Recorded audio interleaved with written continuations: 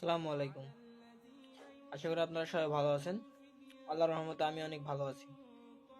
তো যারা কোভিড-19 বা করোনা ভাইরাসের টিকা নিয়েছেন, কাইন্ডলি তারা জানাবেন একটু তাদের কি শরীরের ভিতর কি কোনো পার্থক্য এসেছে কিনা একটু জানাবেন।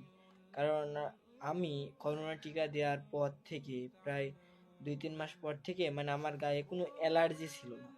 মানে মানে শরীরে কোনো চুলকানি অনুভূতি হতো না। দেখছি ওই করোনা টিকা দেওয়ার ফলে ২টা ডোজ আমি পূরণ করেছি। তো তারপর থেকে দেখি প্রত্যেকদিন রাত্রে শোয়ার সময় আমার অ্যালার্জিতে বেশি পরিমাণে হাল করে। তো আমি ট্রাই করে দেখলাম যে কোন খাবারে আমার অ্যালার্জি। তো আমি দেখলাম আমার কোনো খাবারেই অ্যালার্জি নেই। আমি ইসি মাছ খাই তবুও আমার অ্যালার্জি হয় না দিনে।